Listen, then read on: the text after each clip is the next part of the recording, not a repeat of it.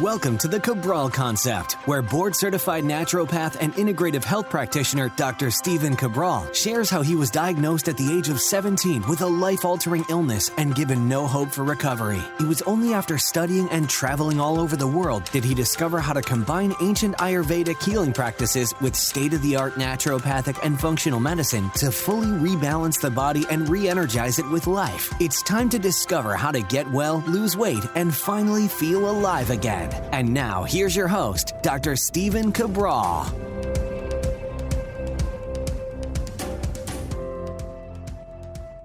Welcome back, everyone. Thanks for joining me here today on our Thursday edition of the Cabral Concept, where we're going to be taking a little sidestep from our training Thursdays or our toxicity-based Thursdays and actually talk to you about a recent research project that I was asked to do by a major corporation through a consulting-based project. Now, it's interesting because I don't do a lot of outside-based consulting for very many other companies. I'm very busy with the Integrative Health Practitioner Institute. I'm busy with Equalife. I'm busy doing all of the podcasts and education that we try to provide.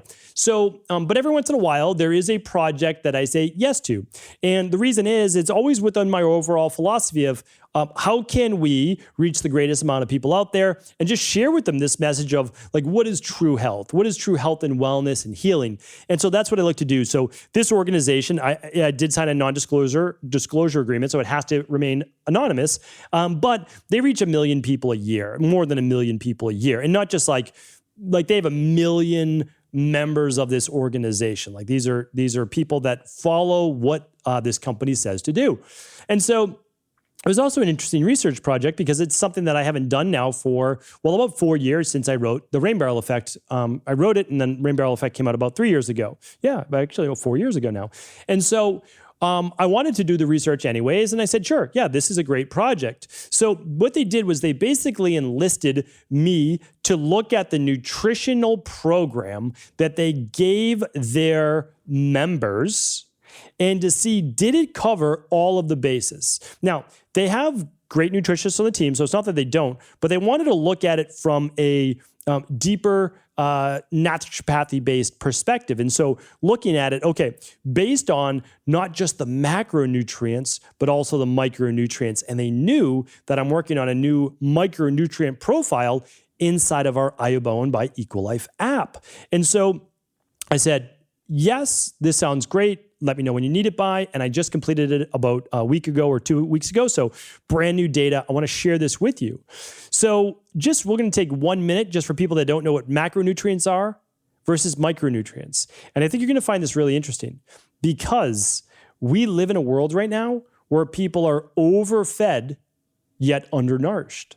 And what that means is that over 70% of people now, at least in developed-based nations, are overweight. Now, again, I've always said before, I'm not here to tell anybody what their body should look like or what's the perfect body. That's not for me at all. Only in terms of health. And we do know in terms of health what it is, right? So we know what it is in terms of waist to hip ratio. We know what it is in terms of body composition. We know what it is in terms of BMI. We know what it is even in neck circumference. So there's a lot of different ways to look at it. And you can qualify it however you want. That's not what today's show is all about. But what I wanted to share with people is that they're undernourished yet overweight. How is that possible? So it comes down to macronutrients versus micronutrients. Then I'm going to give you all of the data, completely unbiased. And the company came to me specifically because of the Cabral concept, and they know that the information I give to people is unbiased. I always say, I have no dog in the race. I'm trying to continue to get myself as healthy as humanly possible. Thankfully, I'm perfectly healthy right now. But I'm always trying to optimize, hey, what's that next level? What can I get to? How far can I push this in a healthy way?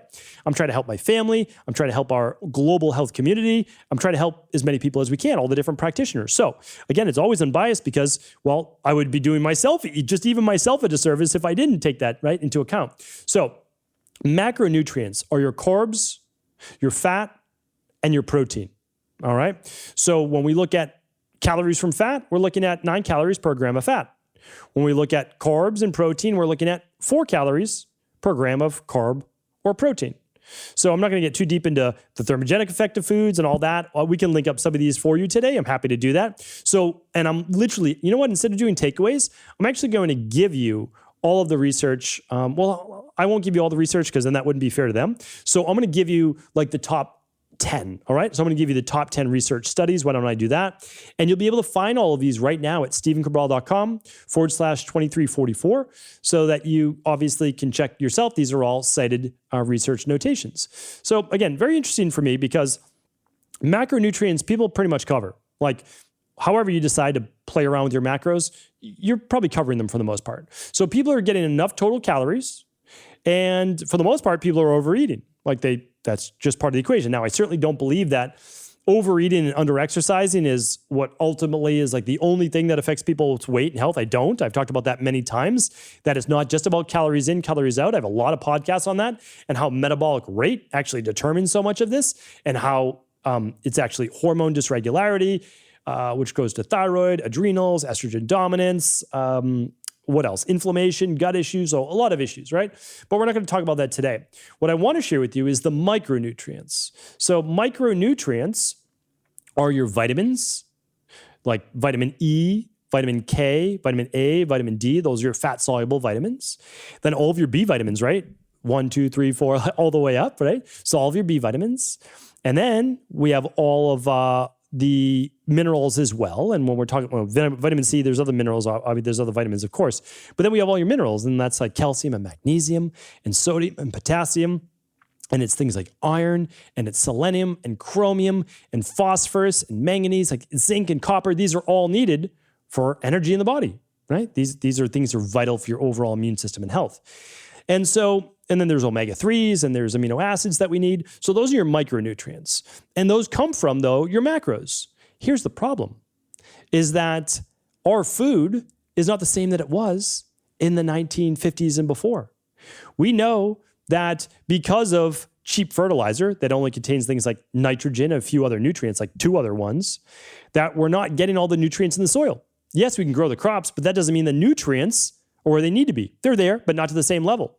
I've done a podcast, and we'll try to link that up as well today, that some minerals and vitamins are anywhere from 30 to 80% less than they were just 60 to 70 years ago. Pretty remarkable.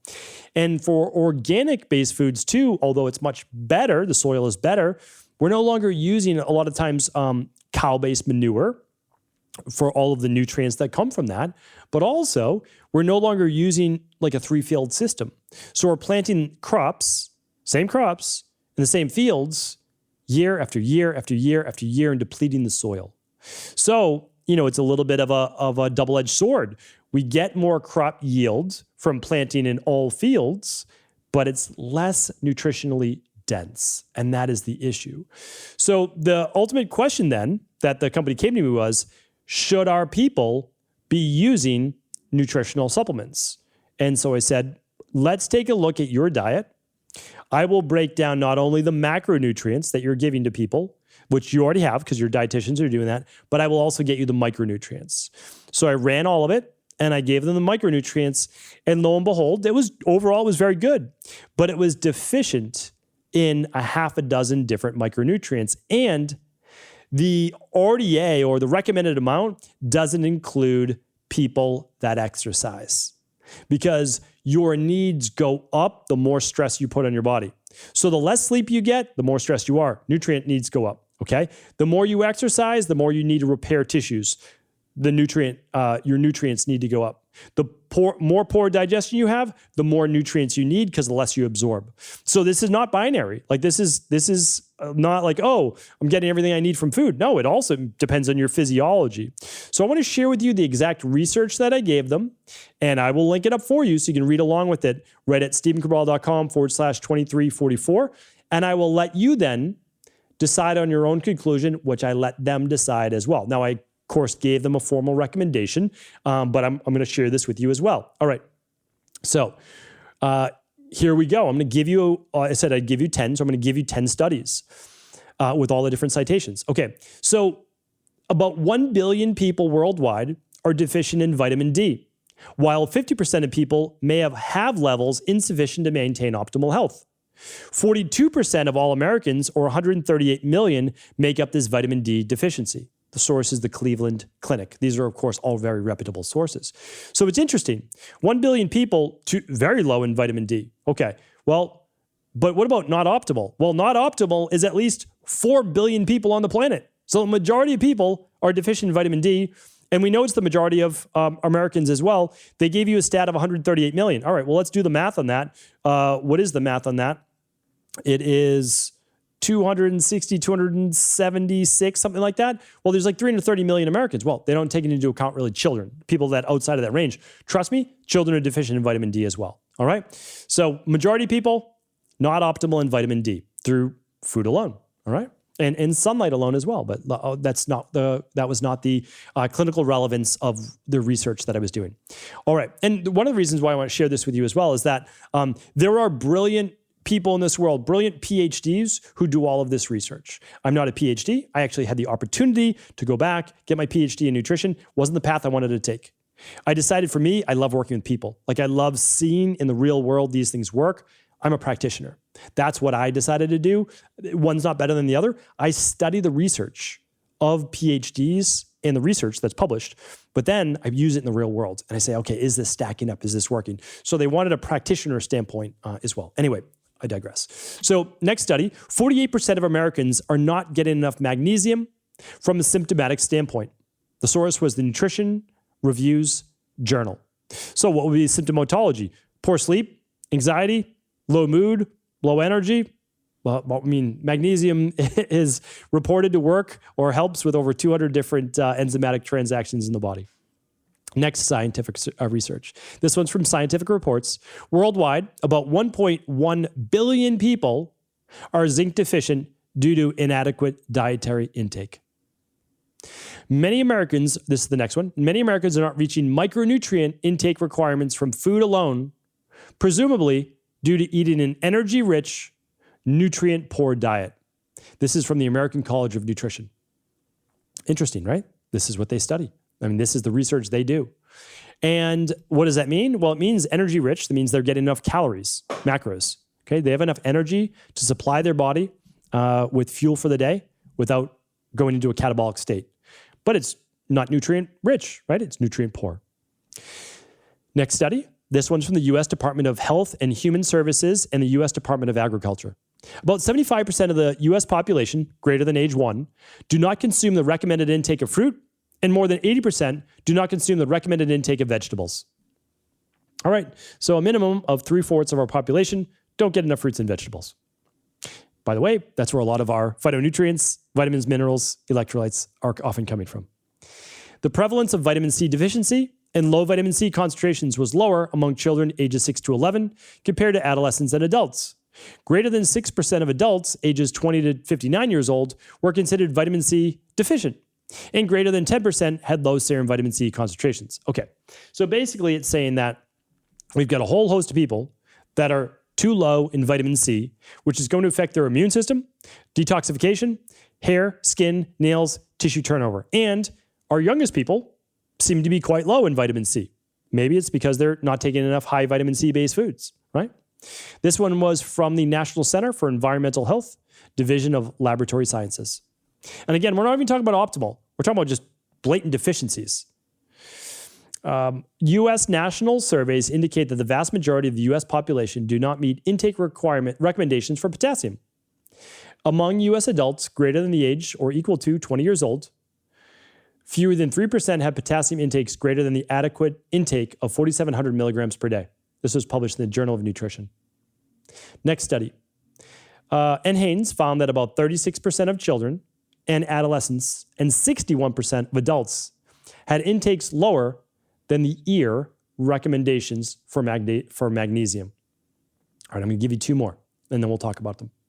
These ones are on omega-3s, which are critical for our brain, critical for our nervous system, critical for overall inflammation of the body. 2019 study analyzed data from 45,347 Americans and found that omega-3 intake was lower than the recommendations or recommended amounts in all age groups. This demonstrates that omega-3 insufficiency is common in the United States. All right, one more. I'll get you the quote on this as well. Institute for Natural Medicine. As many as 95% of Americans do not get enough DHA and EPA. Headline right there. So that means not optimal. It doesn't mean like too low. It means optimal. And these are some incredible stats. And one of the reasons for that last stat is that the majority of conventionally farmed meat and foods and farmed fish is anywhere from an 18 to 20 to 1 ratio of omega-6s to omega-3s. So very high in inflammatory prostaglandins like arachidonic acid. So why did I share this with you? Well, it's really important for me to understand that as a practitioner, the only thing that matters to me is getting people results. That's it. I would not have been able to be in this industry for 25 years if I was not absolutely obsessed with getting people results. And so when I look at data like this, I say, okay, these are people, these are good nutrition plans, but yet they're still deficient in basic micronutrients that don't matter on a daily basis, but they do matter over time. That means weeks, months, and years. They add up, leading to, well, symptoms such as a little bit of grogginess, a little bit of fatigue, a little bit of headaches, a little bit of joint pain, a little stiffness, some skin rash issues, aging-based signs, more wrinkling of the skin and thinner skin, drier skin, like all of these things, right? They all add up over time. Nothing happens in that moment. So my recommendation for them was what we've recommended now for, well, it's been about 8 years or so. And that is a foundational supplement program. I'm not a huge proponent, and I've said this many times before. I've said this since I've started teaching on the Cabral concept and inside of the Integrative Health Practitioner Institute. I don't believe in mega dosing of supplements. I don't. I don't think that there's a need for it. And I am actually not a proponent. I think too much of a good thing can be a bad thing. So what I recommend are optimal doses. And I expect people to be eating as best as they can a good whole food nutrition diet. Whole food first. And then as a safeguard, we take in a little bit of something like a daily activated multi or a daily nutritional support just to fill in the gaps that we would have no matter what. And besides that, I do recommend something like a daily fruit and vegetable blend. Why? Well, it's 22 different organic fruits, vegetables, and superfoods. So if you're always eating the same types of vegetables or you don't eat fruit, well, it's just going to get you those antioxidants, the nutrients from that. And then I do recommend an omega-3, not a mega dose, 2 grams. That's what we're looking at, higher EPA than DHA.